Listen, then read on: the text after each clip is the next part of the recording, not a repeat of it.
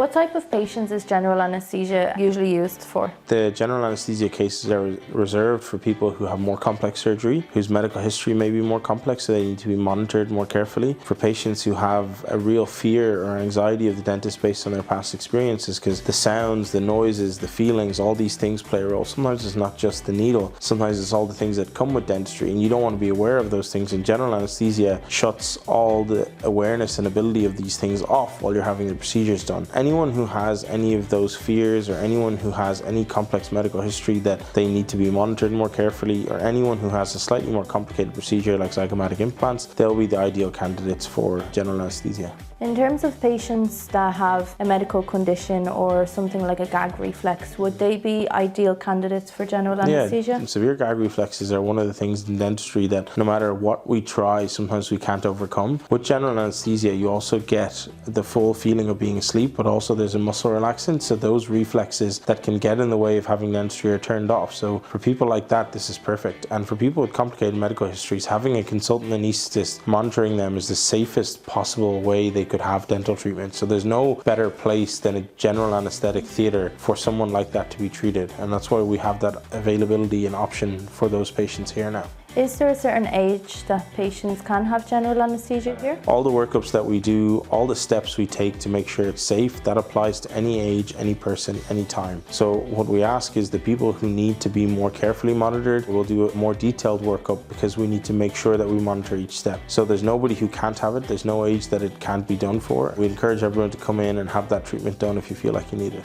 How would you help a patient who is extremely nervous and has avoided the dentist for many years? Well, I think the first step often is just coming in and seeing what needs to be done, because I think a lot of people's fears when they don't attend the dentist for a long time, they think that when they come in it's going to be a really drastic and scary amount of treatment they're going to need. Quite often those people, because of that fear, they brush so well that they don't actually need that much work done. Step 2 then is figuring out what's the root of that fear and how can we then make sure that that kind of problem doesn't affect them again. For some people it can be the needle, for some people it can be the fear of pain, for some people it can be the fear of sounds, the noises, the feelings. So or even past experience. Exactly. Yeah. So all these things play a role. So it's not just one thing, but having the ability to offer treatment under local anesthetic or IV sedation or general anesthesia where you're fully asleep means that we can offer those people based on what their needs are, rather than offering them treatment just for the sake of they have to have treatment. We'll do it under local and they'll have to put up with it. That's not what we want to do. We want them to be comfortable, pain-free. We want people to have that option that they can choose to be put to sleep. So that's why we offer all those treatments here. And anyone who's extremely anxious at the dentist, we encourage them, come in the first day, no need to do any treatment, let's just have a chat, have a look in your mouth, take some x-rays, make a plan, and then we can take it step by step from there. In what situation would general anaesthesia be the best option clinically? So there's kind of 2 factors that determine how much someone will need a general anaesthetic. The first one is surgical complexity, so procedures like zygomatic implants, custom subperiosteal implants, really complicated aspects of dental surgery, those dictate that we should do it under general anaesthetic to make it more comfortable for the patient. And then the next thing then is medical reasons. So if someone's slightly more unwell, or they need to be monitored better when they're having dental procedures, or the sedation isn't as safe for them because they're not able to maintain their airway predictably over a long period of time, those people will benefit from having a consultant anaesthetist beside them. People who have a severe gag reflex who can't have dental treatment, general anaesthetic sometimes is the only option. So anyone who feels that they need general anaesthetic for themselves, that's the first reason. Anyone who then necessitates general anaesthetic from a complexity point of view and in terms of surgery, and then anyone who then necessitates general anaesthesia from a complexity point of view from their medical history. Those are the 3 categories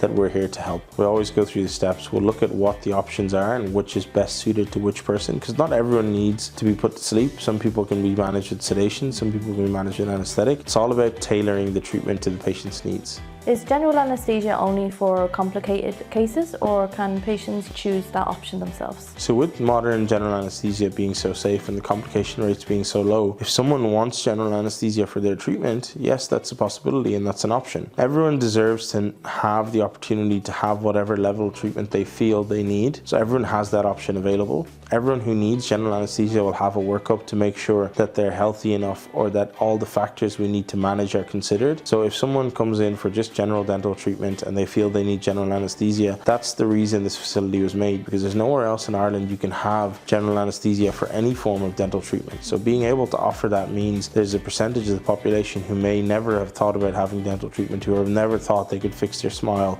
or that they could eat comfortably again. They now have that opportunity that we can help them on their journey to getting a better smile, or being able to chew better, or being able to have functional teeth better, or speak, whatever they need. The option is now there, and that's why we want everyone to know about this. What would you say to someone wondering if this is the right option for them? Whenever someone considers general anesthetic, it's usually rooted for a reason. So either it's from fear, anxiety, a gag reflex, medical history, complexity of procedure. So whenever we discuss if general anesthesia is the right thing for you, first we want to figure out, why are we doing it? What is the procedure? How is it going to benefit you? How is it going to make you more comfortable? And once we can tailor all those things and put that recipe together, at the end you get a dish that basically says, this is what's best for you and this is how we can do it. So anyone who needs general anesthesia or who feels it's the best thing for them, what we encourage them to do is speak to your dentist, speak to the anesthetic nurse, speak to the anaesthetist themselves, see what they think, weigh up the benefits, the risks, which are very, very minimal, and they can then decide for themselves, do they feel they need local anesthetic? Do they feel they need general anesthesia? Which benefits them the best? Which one is going to make sure that treatment is as comfortable as possible, and which one's going to make sure that they have the most simple, efficient, comfortable journey in that dental chair?